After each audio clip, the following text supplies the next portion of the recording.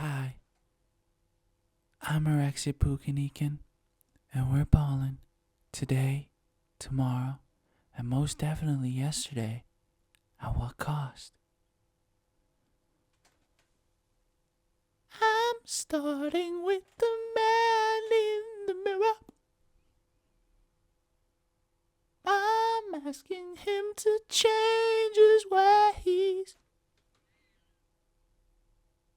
Sometimes you gotta look yourself in the mirror, ladies and gentlemen. And that's your biggest competitor. It's the man in the mirror. Now let's go to F1. We were just in Japan for the weekend. Everyone was calling this race a snooze fest. Slept through that shit, not a regret. That's what most people said. Not me. No. I kept my eyes on the prize. And no, it wasn't a snooze fest. Really think about it, ladies and gentlemen. Look how far we've come. We're doing, the top three is within seconds from each other. And every single lap, they have a difference of a tenth or 2/10 of a second. This is crazy. Human and machinery levels are reaching, I don't even have to talk about the AI and the tariffs or whatever, If anything was a snooze fest, okay, let's just play into this freaking narrative that Japan Grand Prix was a snooze fest. If anything was a snooze fest, it was McLaren. McLaren made it a snooze fest because after winning one championship, we're going to be more reserved and seem less confident. What? Zach Brown is literally being interviewed, and he's saying that, yeah, there's really nothing that's pointing to the fact that our car would be the fastest one. We are not the fastest car out there. All right. But you have fast drivers, you could admit that, right? But what if the other guy says that he's faster? Or get this, not even that. Let's not even go there yet. What about just you have two drivers for a reason, and they're both high level for a reason? Why don't you try something a little different between the two? Okay, I just want you guys to be in a winning mentality. I really do. But Japan didn't seem like a winning attitude. It was kind of like, eh. Like it was a fun session, but it only lasts 5 minutes. You know what I'm saying? Like, this is not seeming of, hey, we're gonna win that one, and then now it's all unsure. It's all, no. You won one, now it's only gonna be pure dominance from here. That's what you gotta think, and it's very obviously one of your drives fully thinks that way. Piastri fully thinks that he's gonna win the drivers' championship, but help the McLaren win another one of those constructors' championships, because Lando Norris, not that he's underperforming. I don't think Lando Norris is underperforming. He has very high-level competition in Oscar Piastri, Max Verstappen, anyone else. However, he seems distracted. He seems like there's something else going on. Because this is not even anymore. You've already won. This This is in the, the BCAD whatever, right, of fucking Lando Norris's F1 career. All right? Before you and McLaren were leading the race, but then you couldn't put the fucking wet tires on when it was pouring rain, right? But we're past that era. So if we in this new era, why are we doing that weird shit out of the pit lane with Verstappen? Bro, Norris, bro, like bro on bro talk right now, bro. Seriously, dude, bro, dude. If that don't work when you have DRS open, overtake button open,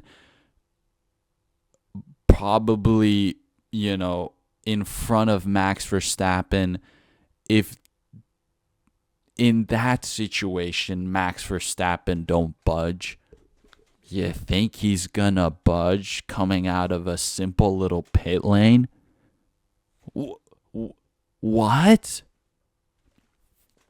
Like he'd rather crash. Last season he proved he'd rather crash into you than literally give you anything. But if you know that already, it's out of the pit lane, dude. Just stay like literally on his ass, right? For the whole lap, overtake button open for the DR, right? That's at least a better chance instead of cutting up some grass. And now all of a sudden you created a gap that shouldn't have even been there to begin with. I think Lando, bro, find you one girl that's like, in one corner of the world, man. That's it. You can fly her out every now and then and whatever, but you can't. There's too many moving variables right now, dude. You think you're unsure if it's Piastri that you gotta be keeping behind you, or it's Verstappen that you gotta be pushing out in front. I'm starting with the man in the mirror. Come on, Lando. You know damn well it's just yourself that is your biggest competition or your biggest opponent. The biggest bridge or biggest obstacle is yourself, man. In order to win this driver's championship, you're the favorite. But I'm going to start rooting harder and harder for Piastri. And I don't think it's going to look better for you if the mentality don't change, man.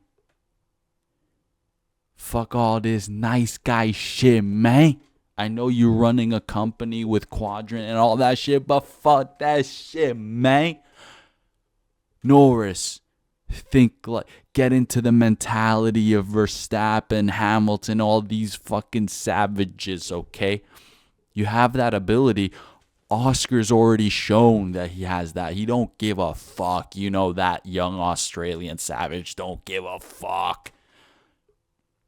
He's very content with life. The Oscar Piastri is so imbalanced, like in tune with life itself, that he doesn't even need coffee, bro. He just steady fucking 10 out of 10 posts from the girl. And he will literally fucking somehow find more pace Saturdays, Sundays, even though he's been in an F1 car for a shorter time than you have. Lando Norris, I'm looking for the man in the mirror. Look yourself in the mirror. I believe in you, bro. Okay? You got the tools. You got the ability, everything. Just don't be distracted, all right? Now, here is what the whole F1 world is distracted by while everything else is falling apart. Does it say on the F1 rule books that you literally need 2 drivers in each team? Because Red Bull right now is literally statistically being carried 100% by Max Verstappen himself.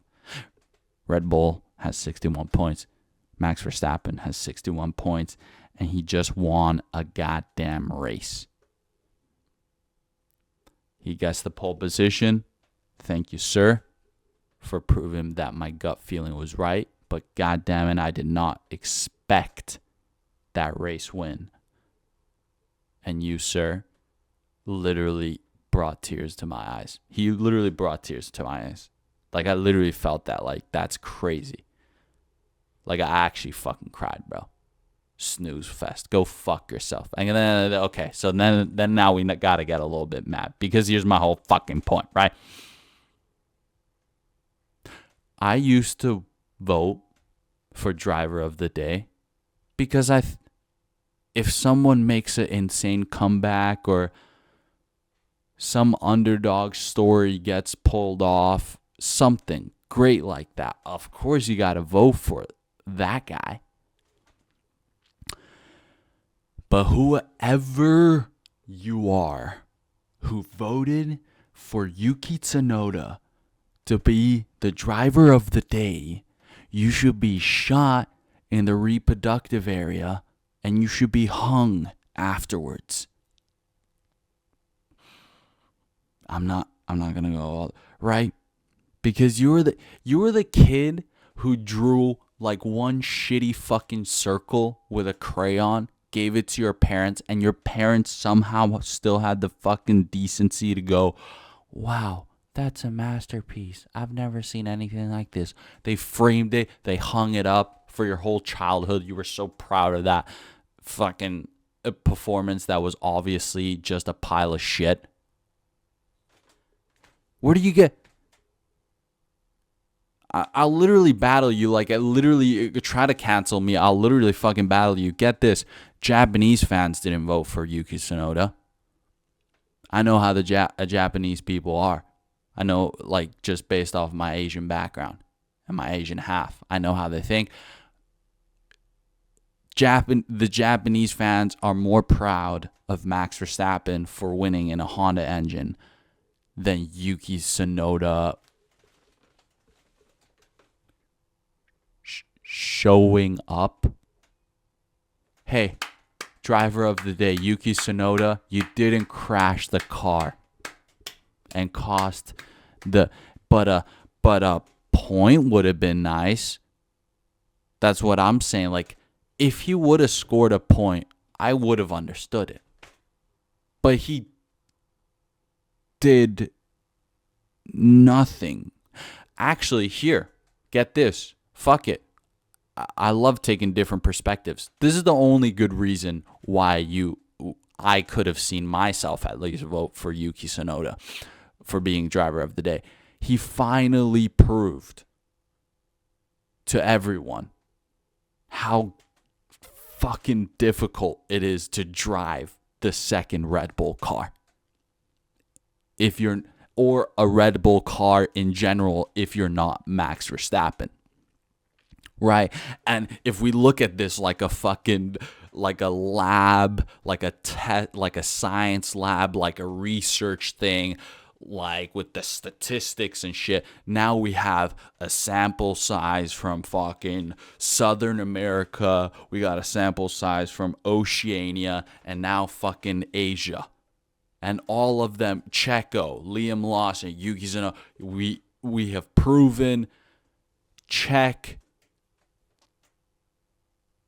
this second car is fucked. What is going on with this second car? Right? Because get this.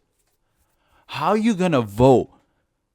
Like, this is, like, I'm even trying to get into the mentality of, like, really, like, what's the most positive, like, person to vote for, like, to all positivity and awesome stuff. It's like,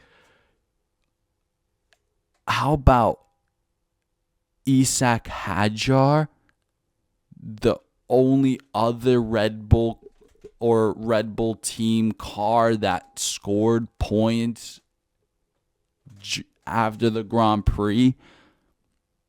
Rookie year, third race into the season. He does better than Yuki Tsunoda and Liam Lawson. What? I'm so confused. Why wasn't Isack Hadjar the driver of the day? Like, fundamentally. Now I'm almost questioning it. In what logic did Yuki Tsunoda deserve driver of the day? What? Do you think Tsunoda's proud of that? You think Tsunoda's proud of that performance at home, dog? What? You think with the Japanese culture you want a pity thing like, yay, driver of what? For the people that voted for Yuki Tsunoda to be the driver of the day, please look yourself in the mirror, do some self-reflection, because if you don't do that, you're not only destroying the sport, the art, the beauty of Formula One, you're destroying the fabric of society. I've said my piece. But yes, Isack Hadjar, fucking savage. I think he deserves all the praise. I was giving him some flack already, like round one, and for bawling his eyes out. But now he has proved why he bawled. At what cost? Bam. Third race in the season, scores points. He looked himself in the mirror after Australia, and then bam. Look at that. Points, easy peasy. I like that. I'm sure we'll see more of it throughout the whole season.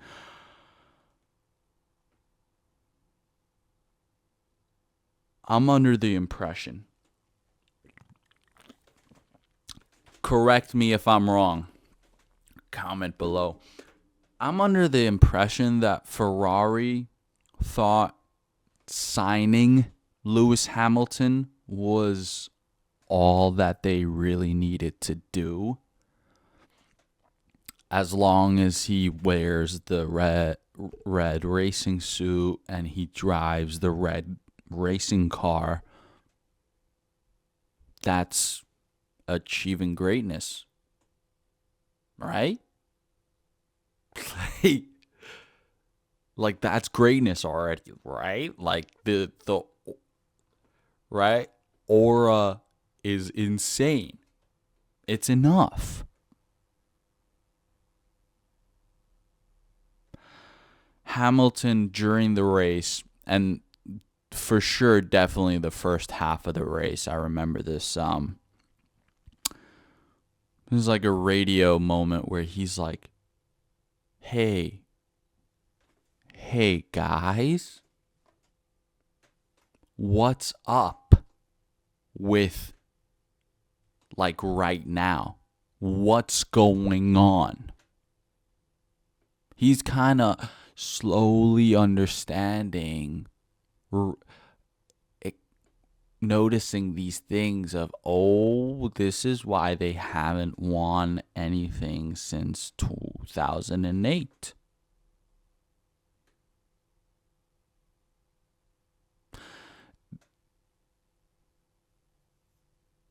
They got to start doing something, okay? First of all, Ferrari, you guys literally can't like show up like you always do. I know this is an Italian thing, and ultimately I think this is why the modern Italian man maybe has just evolved, right? Maybe Sopranos did it all. I don't know.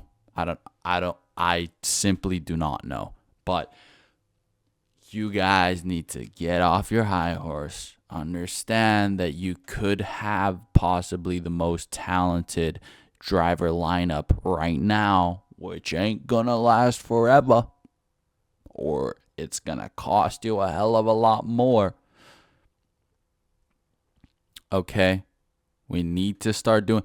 Everybody forgot about the sprint win already. Nobody cares. It's dismissed. I'm sure Hamilton, after the last weekend, he's already forgotten about that sprint race win. Pfft. Hey, my engineer can't even tell me how I'm doing with my turns during the race. Like, when it's actually happening, can we fucking actually keep me up to date with what's going on and what I need to improve? No, instead we're just like, dude, snooze fest. Ferrari thought that shit was a snooze fest, if anyone, dude. They were just like, oh, I mean, shit, fucking, this is what we got. Guys, lock it in. Lock it in. Leclerc is Mr. Saturday. Where's the Saturday fucking pace? At least. Please. For the love of Sir Lewis Hamilton. Yeah. Praised Kimi Antonelli enough. Dude, like every weekend. I know every weekend he's just going to impress me more. Not that I have a thing for teenagers, you fucking weirdo. No, he's just savage, dude. It's just the talent is off the fucking chains. Prodigy. This is the young goat type of shit. Like fucking the same thing I saw in Luka Doncic when he came into the fucking league. You don't understand. You just see these fucking things. You just know it. Gets a new lap record, I'm pretty sure. Fastest ever lap in Suzuka. Or is there a difference? I'm sure there's actually a difference. Yeah, I'm sure there's but lap 50, fastest ever lap. I mean, this guy's off the fucking chains. Still scored a top 5. Did we do that? Did we do top 5 this time? No, P6 though. All good. Yeah, Leclerc definitely got in the mix, but yeah, Kimi Antonelli. Just do it. It's only gonna get uphill from here. Like literally, I'm not even gonna say anything because I'm scared to jinx it. But it's just like he's just gonna keep doing goat shit, and everything will happen. Everything soon. Everything will happen. Every single type of finish for a race week. Alex Albon, he's getting there too. 3 weekends now. 3 for 3 for this season. Scoring points. I think this will be a very regular thing. And Albon, at the very least, thinks that is the standard that he has right now with the Williams Racing. We're scoring at least some points, but I think, of course, you're always trying to even take it further, achieve more. I think Alex Albon's looking like P6 and upwards is like his ideal like target for the season. I love it. I love the passion. Okay, emotions run high during Sunday. I get it. Williams, I think they ended up recovering and fixing the issue because Albon points once again. First time for Williams since 2017 with 3 weekends in a row of points. Beautiful. Beautiful. Next weekend, this upcoming weekend in Bahrain, Carlos Sainz, he will score points as well. All right. He said in the post-race interview, he said that he actually thought he had the pace to do more or do better, but just because of all the other external factors that impacted him negatively, he had to call it what it was. But transition into the Bahrain Grand Prix this weekend, Carlos Sainz will be scoring his points. Oh, yeah, shout out real quick for Oliver Behrman. Once again, rookies. These rookies are actually just being very impressive, like all around pretty much now. Jack's struggling a little bit, but I think Alpine is going to be there close soon to be able to maybe pick up a point or two. So shout out to everyone. They're pushing hard. I like it. So for this weekend, Saturday for qualifying, I have Lando Norris.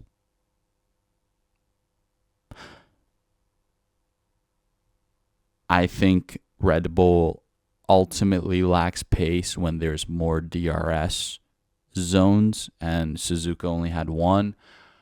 Bahrain has 3. McLaren, I feel like, are going to be at least a tenth and a half faster than the rest. I have Lando Norris getting the pole position on Saturday. He's going to piece the puzzle together. He is the favorite. He understands it. Norris.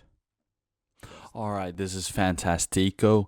My camera battery ran out. However, improvise, adapt, overcome. This is my new streaming camera that I had recently invested in. That's right.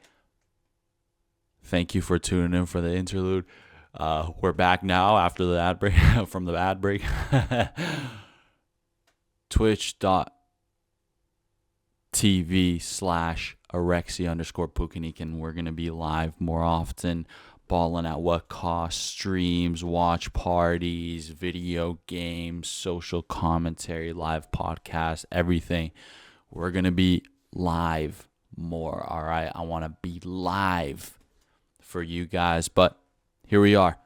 We're back talking about the Bahrain Grand Prix this weekend.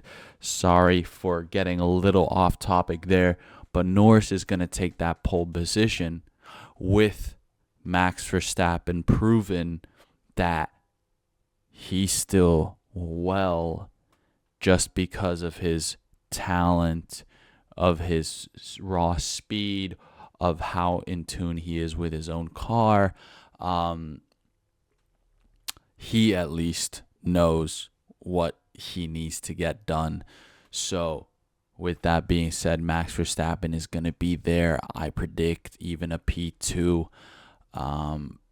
Think about how close the qualifying was last weekend. I mean, it was insane, all within 0.2 a tenth of a second. I think it's going to be similar vibes this time, and race day, Norris, Verstappen, fight it out. Piastri comes out on top. That's right, Oscar Piastri will be the winner of the Bahrain Grand Prix 2025.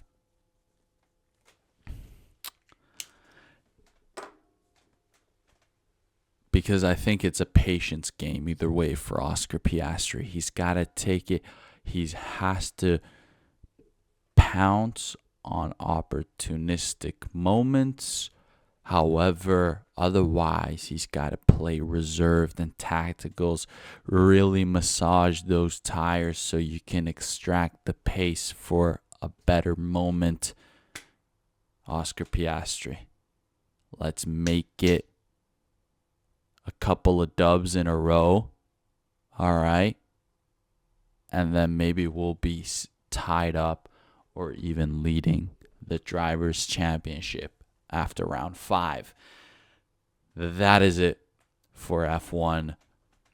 Can't wait for Bahrain. Now finally normal time for EU fans. It's going to be a wonderful time. So very, very excited for everything that Formula One has brought us so far. Three for 3 different race winners as well. Do we get a first repeat this weekend? Or do we keep up the streak of different race winner? Imagine Mr. Old Money Man Russell just comes out of nowhere, does his old little trickaroo thingy thing. Who knows? Who knows? Anything can happen in this world. UFC 314, a lot can happen there. I'll let you know something. Man in the mirror. if you do this consistently, you start the change from within to improve yourself. Think about the experience of consistently doing that. Then you've evolved more just because of time, possibly. I'm not saying there's no exceptions, but because of time, you have evolved. In the prelims, we have Jim Miller versus Chase Hooper at 155 pounds, lightweight division matchup, 16-year age difference.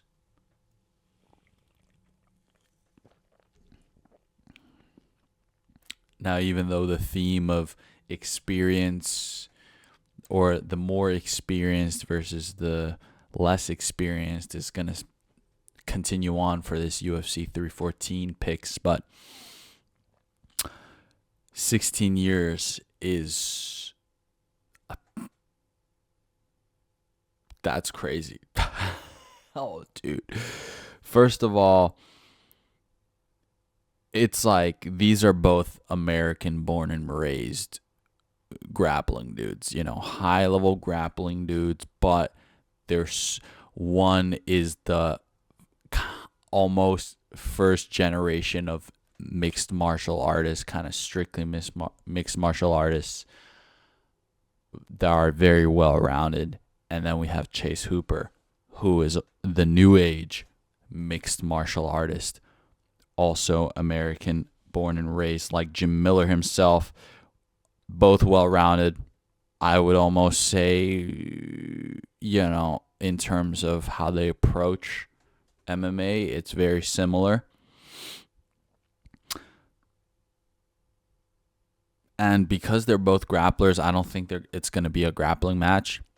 Like, if I were Chase Hooper, I'm like thinking, dude, this guy's 16 years older. Are you kidding me? Of course I'm going to try to outstrike the guy. Like, he's probably a little bit slower than I am or something like that. But then Jim Miller's thinking like, okay, my defense is hella experience from that. And I just want to double check this is still recording. Yep. Absolutely. We're good. Jim Miller will be thinking, okay, but my defense is so fucking crisp. I know that, and I can still fucking throw bombs. So, honestly, I have Jim Miller taking the decision win just because of that experience. I think both guys are such high level, though, that they won't be able to get the finish. So Jim Miller via decision. Cash that check. Yan Xiaonan, number 1 ranked in the women's strawweight division, goes against Verna Yandiroba, who is ranked number 3 in the women's strawweight division. I'm assuming this is for who gets to fight for the title next. Either it's a rematch for Yan Xiaonan or final title shot for Verna, who's turned it around, I think currently on a 3-fight win streak. Yeah. Just because I want to see Zhang Weili take off another name, fuck it, I'll say Verna. But like, obviously, I think Yan is going to be the favorite and probably is going to win this, and we're probably going to get China versus China rematch once again, which I don't mind because China wins either way, but it's Zhang Weili. I just really think that she's really actually kind of hitting her prime now, where she might just like be absolutely untouchable. So we go on to back to the men's divisions. We have Dan Ige, I'm gay. Goes against Sean Woodson. This is a men's featherweight bout. Dan Ige ranked at number 15, and Sean Woodson currently unranked. This is also a big, like, polar opposite matchup.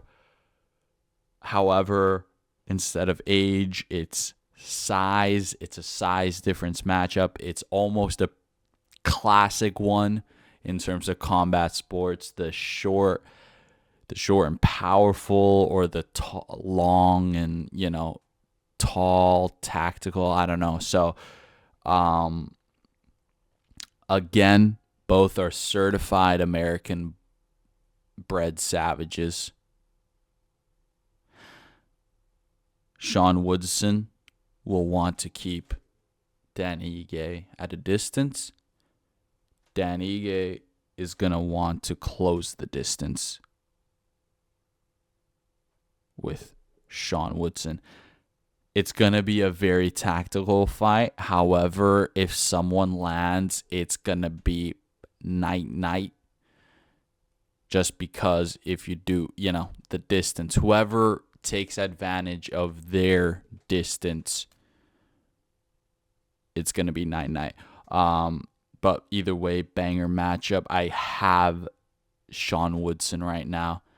This guy is this brother does not look like this guy is the classic guy you're going to mess with just because you think that he can't defend himself for shit. And then once you fucking start barking at him, night. Sean Woodson, that type of guy. He likes to read books. He likes to fucking go for the kill. So Sean Woodson, I accept the distance management. Will overpower Dan Ige. But Dan Ige, of course, savage. So if anyone's going to eat those shots, it's Dan Ige. We finally go to the main card. And we got 3 back-to-back explosive matchups before the co-main and the main event. First, we have Nikita Krylov at number 8 in the light heavyweight division versus Dominic Reyes, ranked number 11 in the light heavyweight division. This is a men's 250-pound matchup, and it's going to be a light heavyweight scrap. Dominic Reyes been longer in the fight game than Nikita. However, Nikita got a good amount of matchups, though, in his pro career. However, recently, Nikita Krylov hasn't been as active in the UFC as Dominic has. Dominic on a 2-fight win streak, I think, and Krylov missed out on a matchup last year. So because of that, I'm going to go where the momentum is. It's Dominic Reyes' side. Dominic, let's keep the fire alive. All right, let's keep the fire alive in the light heavyweight division. Let's go. Then we go back to men's featherweight division. A lot of men's featherweight division matchups in UFC 314. I don't know. Maybe the weight cut is easy. I don't fucking know. Yair Rodriguez, ranked number 5 in the men's featherweight division, goes against Patricio Pitbull, who is a seasoned MMA veteran. However, this will be his first fight in the UFC. Legend in Bellator and other promotions. However, now it's time to prove for Patricio that he has the UFC entertainment value. Yair Rodriguez, ranked number 5 in the featherweight division. He's already proved it multiple times that he's got that entertainment value to be in the UFC. I simply predict a lots of violence.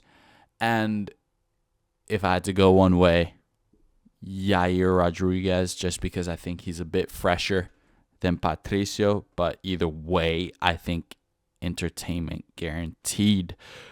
Bryce Mitchell versus Gene Silva. I'm going to say Gene Silva, okay? I debated this for a long time. Gene Silva it is. Once again, men's featherweight division matchup. Bryce Mitchell ranked number 13 in that division. Starting with the man in the mirror. That's what you got to say when you start messing with Jews, man. When you start messing with the Jews, you gotta take a hard look in the mirror. I gotta check once again that this is recording. Otherwise, I'm screwed if it isn't. I gotta double check. I'm sorry. Please, please, please. Are you recording? Yes, we are. Beautiful. And we're back. We're back once again.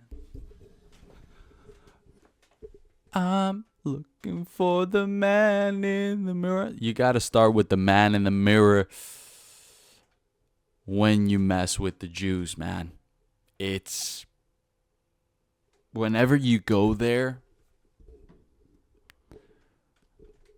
you gotta beg for some forgiveness from the mighty Lord, you know what I'm saying, brother? Because, brother, I love your ranch. I love the family and the community that you represent, and I accept that you express your opinions out of passion and love and just concern, but brother, just I'm okay with the flat earth stuff, you know, just but don't, you know, don't go for the fucking Jews, man. What? Hey. If you're reading into the history, brother, it usually doesn't pan out well if you mess with the Jews, bruh. Okay? I'm still unsure about Kanye West, but I could say that, right? So don't. Okay? And honestly, yeah, dude, Bryce Mitchell is blessed, man. He understands it. He talks to the Lord. You know, he prays for the well-being of his himself and his family and his loved ones. But he's already made a great UFC MMA career. I'm not saying at all that this is like, you know, like this is the beginning to the end at all. Like, actually, no. But yeah.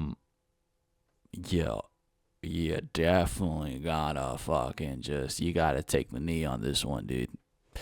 You know what, Bryce, you gotta get KO'd even harder than when Josh Abbott laid that overhand on you. You gotta get KO'd even worse than that, dude. Because then the Jews will go get you. And they'll show you a little bit of mercy and still have you have success in the future in the UFC. But you just, I'm sorry, Brass. I'm sorry. You're just going to have to take, the fighting nerd is just that undeniable. I'm sorry. The Brazilian fighting nerds, I don't think they're going to take their first L this weekend. No. Bryce, just breathe. Bryce, it's okay, brother. The Lord has you, man. Okay. Don't mess with the Jews again, bro. It's never fucking. Don't do. I'm with, you know, like I'm with the old. I'm with them in that way. Like I'm with the Jews. Like, don't fucking, you know. Just leave them be. You know, they gotta do what they gotta do. You know what I'm saying? Oh. Yeah, fighting nerds for the win. Finally, we get to the co-main event. My goodness gracious me. Michael Chandler goes against Paddy Pimblett. Paddy the Batty. Michael Chandler ranked number 7. Paddy Pimblett ranked number 12 in the men's lightweight division.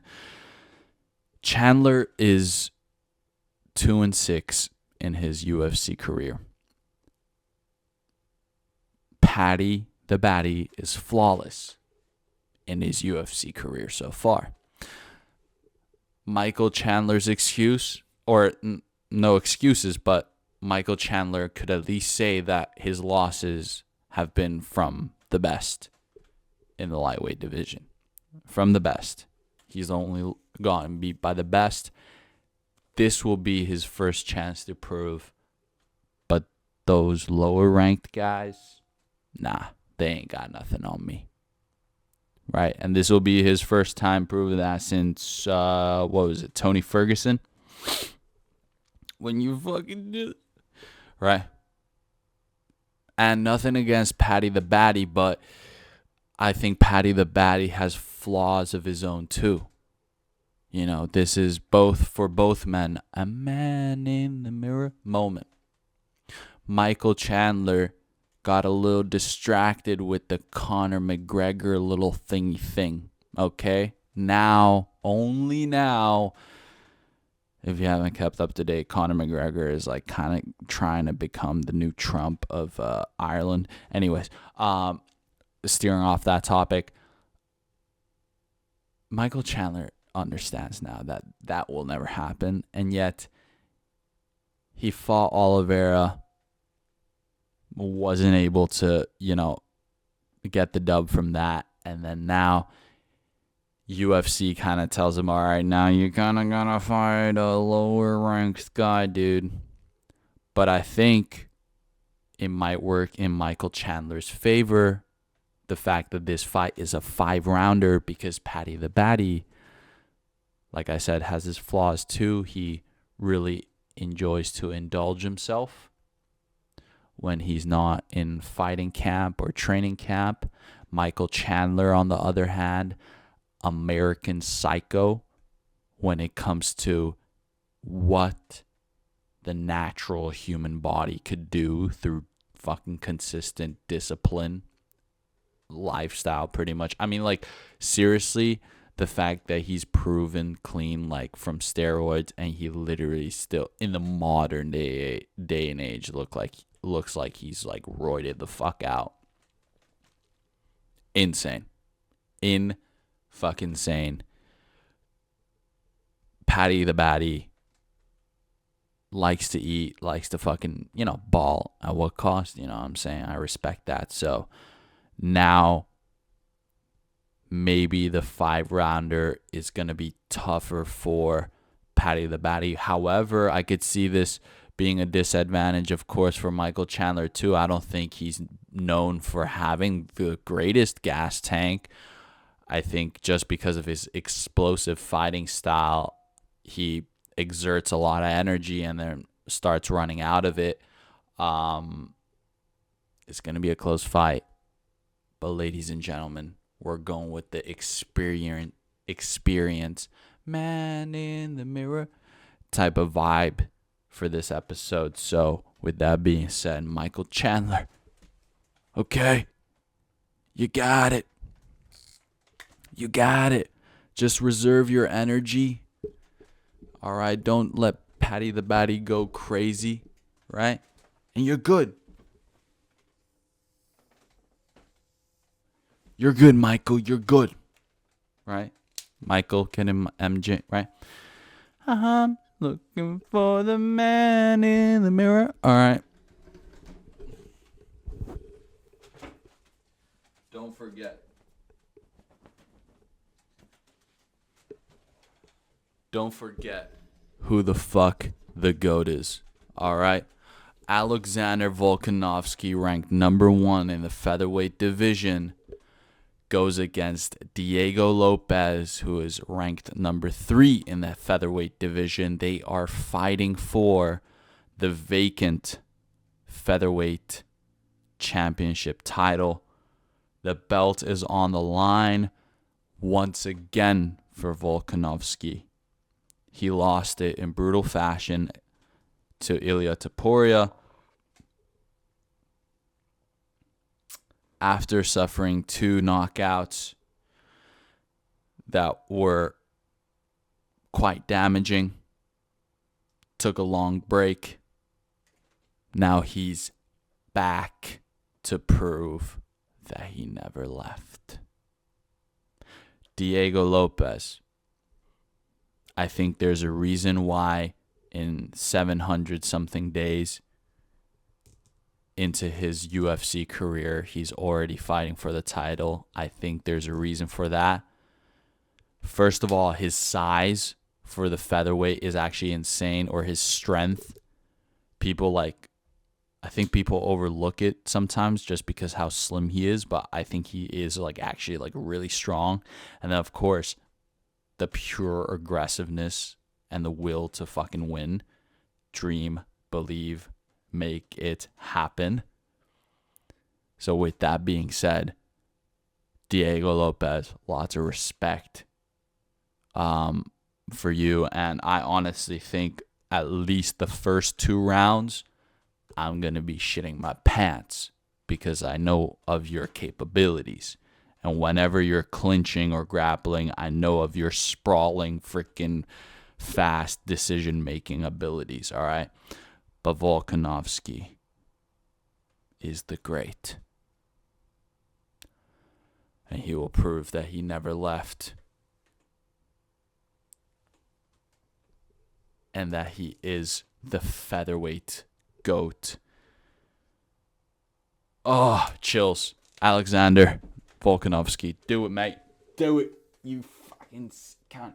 I fucking love ya. All right. If I had to say anything, unanimous decision for Volkanovski. All right. That's that. Volkanovski masterclass for UFC 314. Piastri, hopefully capitalizing in Bahrain. Thank you for tuning in this week. Enjoy the weekend. And like I said, tune in on Twitch if I do happen to go live, which I will. I promise. Stay ballin'. I'll see you guys next week.